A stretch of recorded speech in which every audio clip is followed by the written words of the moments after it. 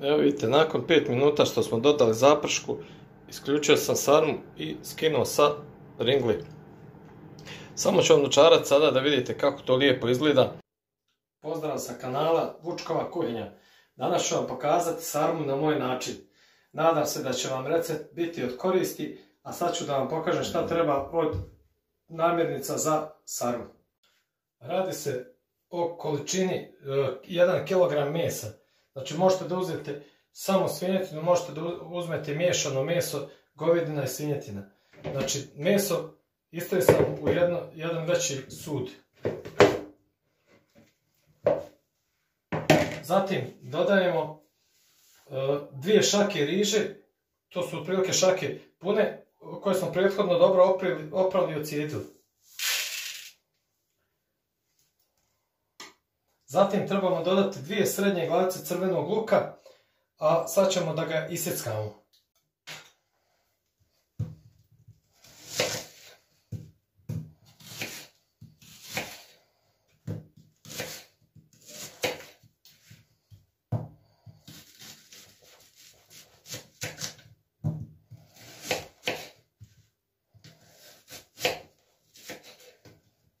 Ja ga režem sa ovim sječkom, pošto mi je brži.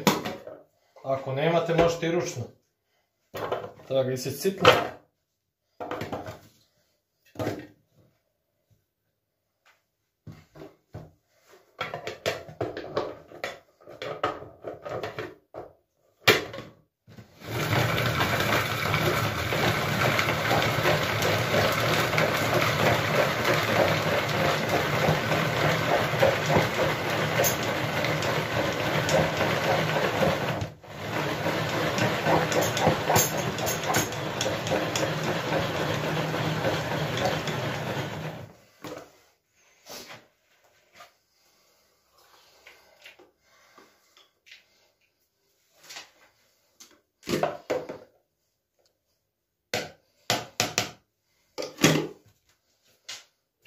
Dodajemo u meso.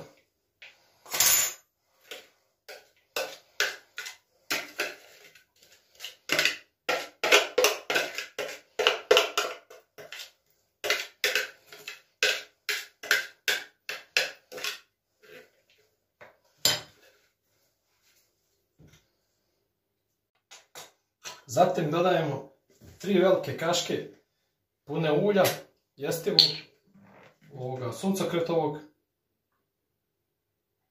3 pune kašike, znači 1, 2, 3. Nakon toga dodajemo jedno 4-5 čenova bijelog luka. Ja ga sa ovim isjeckam, a vi možete i ručno da sjeckate ako nemate ovo za istiskanje luka.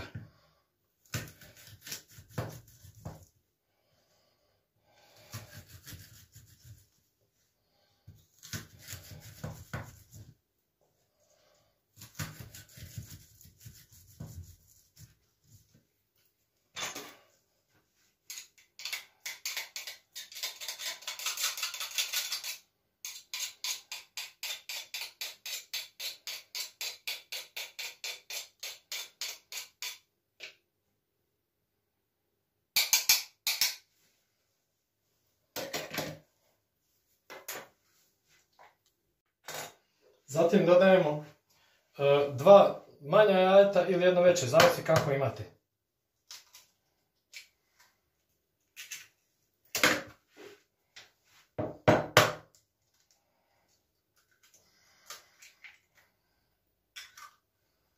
I sad gledajte, dodajemo oko 200 grama slanine sjeckane na sitne kockice. Ako imate, dodajte zbog boljeg ukusa. Znači oko 200 grama slanine sjeckane u kockice i 200 grama suvog mesa, nije bitno kojeg suvog mesa, samo isjeckanog na sitne kockice. Oko 200 grama isto, slanine i suvog mesa.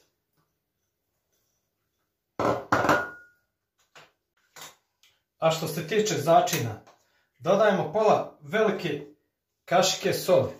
Znači pola velike kašike, ovako negdje. Dodajemo pola velike kašike vegete.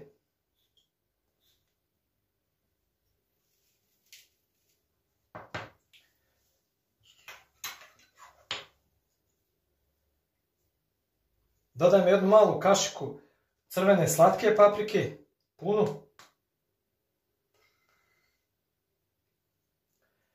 Onda dodajemo pola male kašike bibera.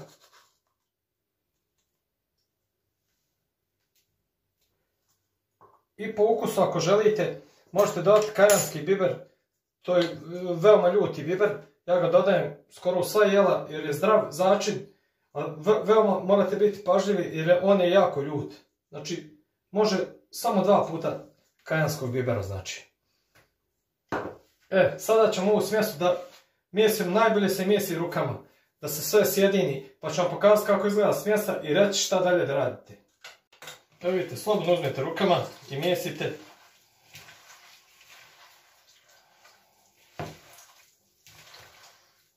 Dok se svi začini sjedine i sastojci.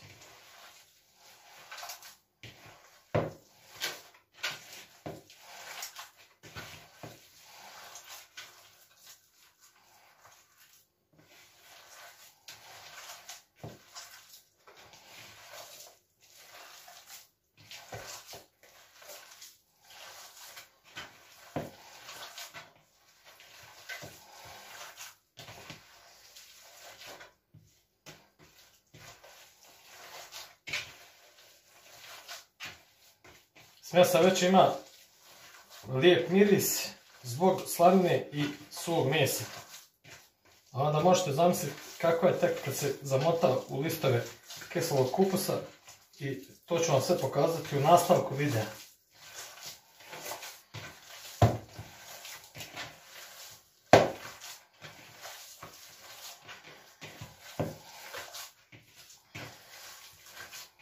Kada izmjesimo smjesu, najbolje da je ostavite malo da začini odradi.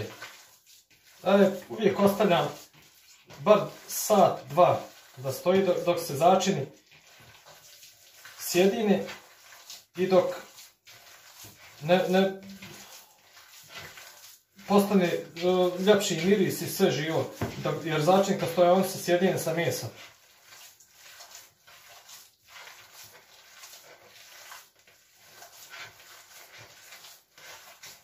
Vidite kako se to fino sjedinilo.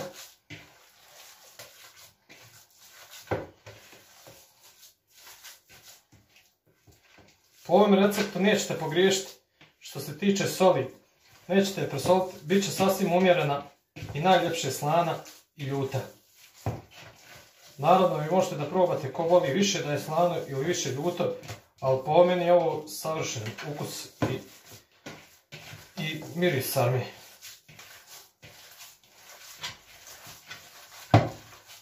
Evo vidite, to je to. Sad masa može da stoji do nastavka videa. Evo vidite, to je taj kupus koji ćemo upotrijebiti za našu sarmu. Sada ćemo samo uzeti ga, razlistati i izrezati onaj zadebljani dio i onda su listovi spremni za motanje, pa ćete vidjeti dalji postupak kako ih ja motam. Evo vidite sada, naš smo kupus razlistali. Odvojili smo od glavice kupus i odvojili smo one zadebljale dijelove listova. A ovaj ostatak, te manje glavice, ću vam pokazati šta sa njim radim u daljem procesu. Treba će nam isto, ako ste u mogućnosti da imate suvi rebara, vidjet ćete šta radim sa njima. Znači, tu je sad meso. Možemo da krenemo sa motanjem naše sarme. Sad posmatrate postupak kako ja to radim. Sad ćete vidjeti, vrlo je jednostavno i lagano. Uzimate list. Uzimate otprilike mesa za spram veličine lista, toliko mesa uzimate. I motamo, znači sredinu ravno samo motate, vidite. Slobodno ravno motate, ovako. I samo prstom ove završetke pomatate prema unutra. Evo vidite, samo prema unutra, završetke te, evo ovako. I opet vamo, da. i stavljamo na tasu. Idemo dalje. Ako je manji list, onda ćemo uzeti manje smjesi. I opet motamo u krug. Evo vidite. I opet prstom podijavamo te završetke lista prema unutra. Evo vidite. Vrlo jednostavno i vrlo je brzo. I sarma će imati... Nikad je nemojte previše čvrsto pratiti jer će riža da nabubri, da ne bi se raspadali. Idemo dalje. Evo vidite. Uvijek uzimate smjesu, stavljate u sredinu, motate u krug, znači samo ravno smotate, evo vidite ovo, ovako, i onda motate završetke prema unutra. Evo. Tu nemate puno tehnike neke i znanja, no, samo lagano olabajte ruku da vam ne bi došlo do pucanja listova. Jer zavisi od kupusa, onda morate samo onako na osjećaj da se ne bi razmotavale i pucale. Evo vidite. I tako nastavljamo sve dok imamo smjesi, motamo sarmu i onda ću vam pokazati dalje kad ih sve pomotamo kako ih slažem u lanac i šta radim sa njima dalje. Sve zavisi od kupusa i sve, ali znači ne možete puno pogriješiti. Zamotate sredinu, vrhove uvlačite unutra i to je to. Tu se ne može puno pogriješiti. Evo gledajte. I uvijek malo pritisnite ovako da ne bi ostale previše labave i tako. E to je to. Ovako. To. Čak i listovi koji nisu baš najbolji možete da ih uvijete, samo morate pažljivo. Pažljivo uvlačite vrhove.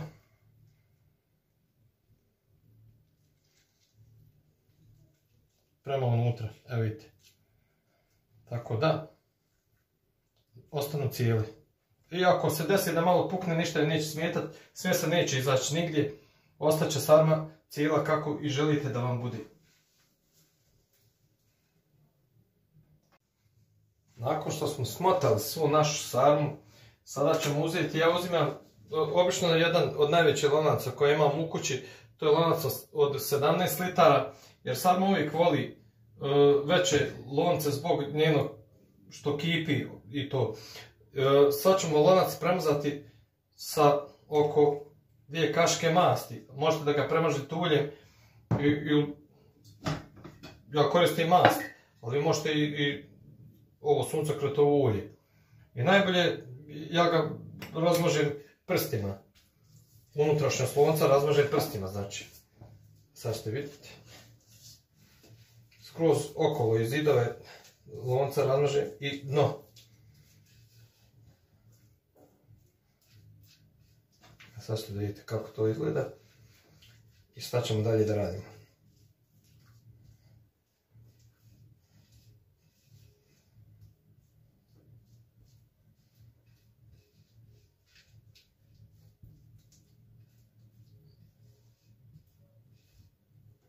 Evo vidite kako smo to namazali. Skroz lanac smo namazali sa mašću. Sad ćemo da prijeđemo dalje na izradu.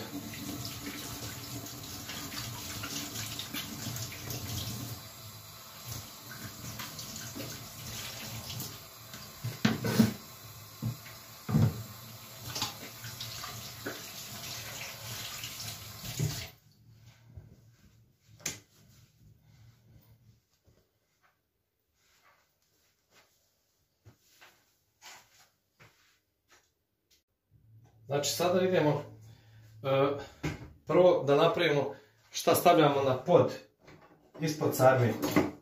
Znači uzimate ove manje glavice što su vam ostale i od kupusa i samo ih isjeckate. Nebitno je kako.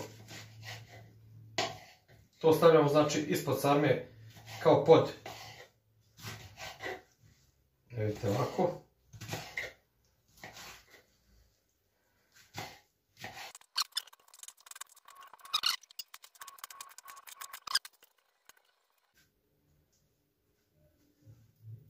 Evo vidite kako to izgleda.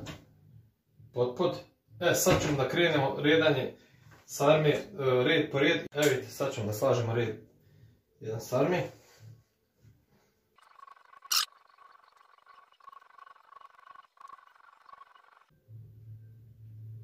Znači 23 su sarme stale u jedan red. Sad preko te sarme posipamo paradajz sos. Ne morate previše. I stavljamo dio rebara preko prvog reda, znači.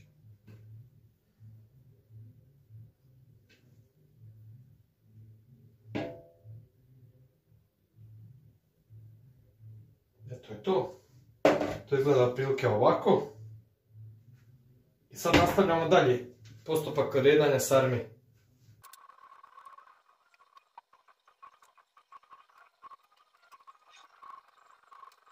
Imate ukupno 50 sarmi, otprilike izađe od kile mesa od ove smjese koju sam ja napravio.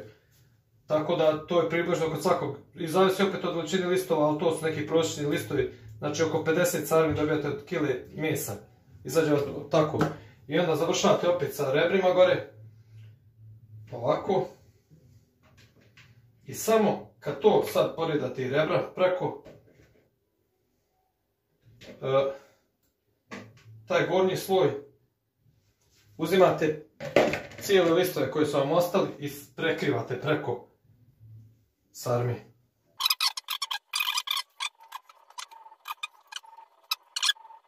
Još samo preostaje, evo vidite sad nema šta, sad samo preostaje da nalijemo vodu, a to ćete vidjeti u daljem toku, znači dokle ću da naspijem vodu i kako ću da je pritisnem. I onda ću vam tačno objasniti na kojoj temperaturi i koliko dugo treba da je kuvamo i to ćete sve vidjeti u nastavku videa. Kao što vidite, sada ćemo da sipamo vodu u našu sarmu.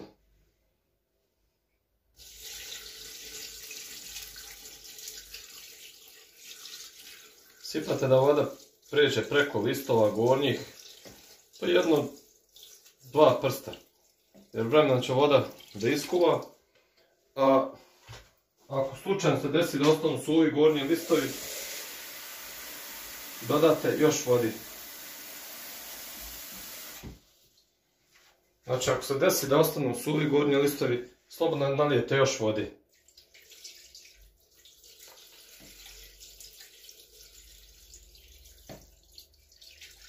Evo ovako.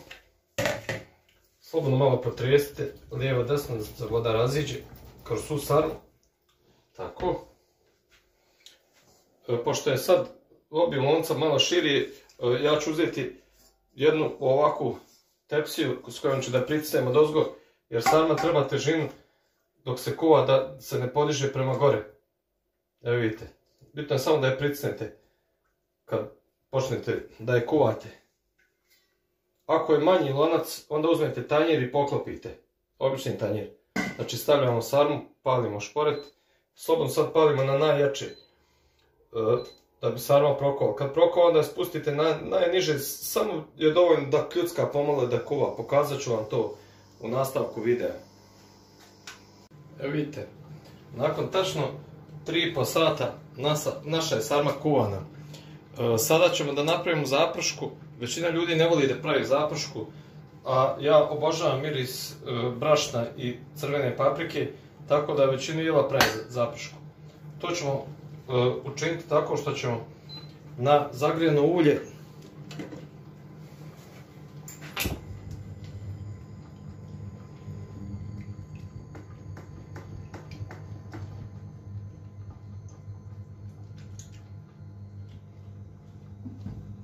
dodati 4-5 kašika brašna i oko 1,5 kašiku crvene paprike slatke. To ćete da vidite sad.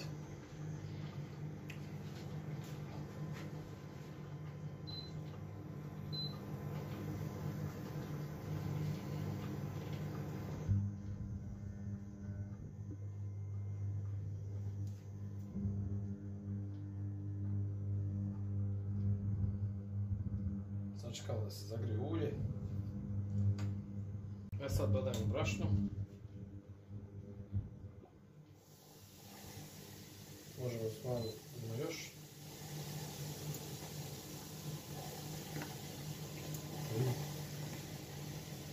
Ostavimo 4 kašike.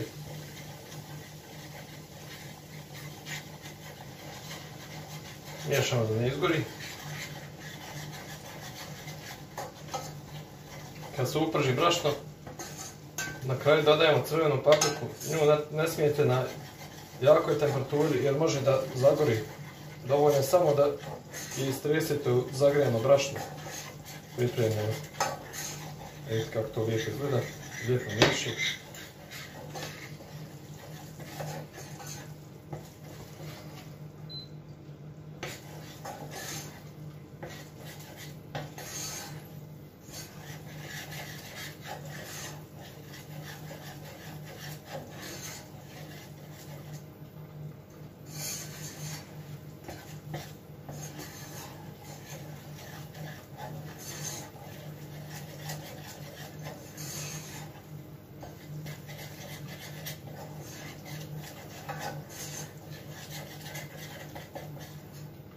Sada možemo dodati i crvenu papriku, slatku, 1,5 kašika otprilike. Nećete pogriješiti, jer to je prvi miris i ukus sarme zbog ove zaprške.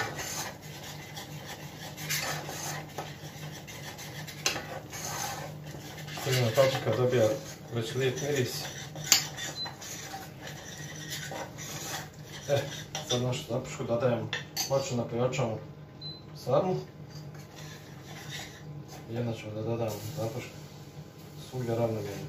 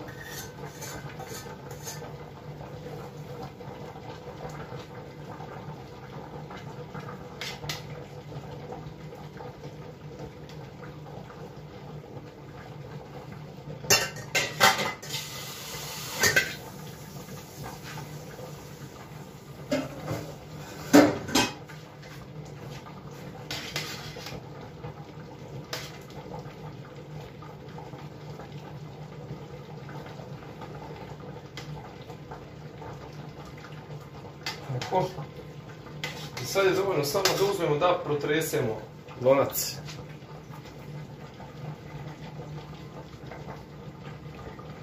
Samo što da vidite. Samo ovo radite.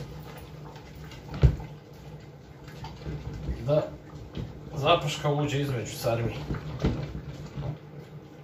Znači ovako slobodno.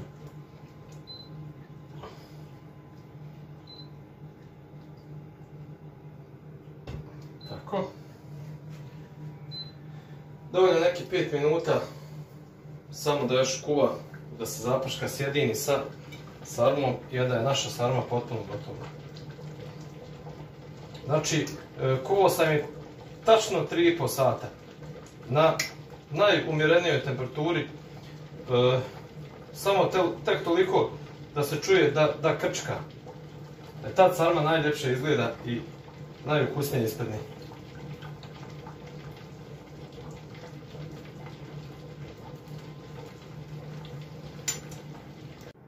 Evo vidite, nakon 5 minuta što smo dodali zapršku, isključio sam sarmu i skinuo sa ringli. Samo ću vam dočarati sada da vidite kako to lijepo izgleda. Možete da zamislite kakav je miris i kakav je ukus te sarme. Znači, izgleda savršeno, miris je prelijep, a ukus to ne morate da sumnjate. Evo vidite kako su ostale lijepe i čitave, a to ukus. To možete samo da sudite, a obavezno probajte taj recept, nećete se pokajati. Ja ga pravim redovno na sva slavlja i za normalno kad trebam ručak sarmu, pravim ga uvijek, jer je recept savršen. Toliko što se tiče videa o sarmi. Ako vam se recept svidio, možete da ostavite like, možete da zapratite moj kanal za buduće recepte, a možete samo da pogledate recept, neće vam biti loše da ga pogledate jer recept je savršen. Pozdrav, vidimo se u idućem videu.